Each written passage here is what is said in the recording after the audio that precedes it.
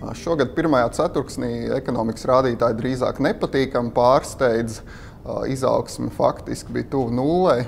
Vienlaikus inflācijas rādītājs jau maijā ir sasniedzis 5% atzīmi.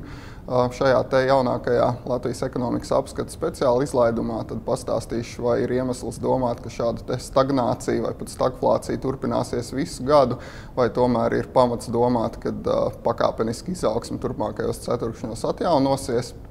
Vienlaikus arī šajā te kontekstā pastāstīšu par to, kādas iespējas Latvijai ir 2012.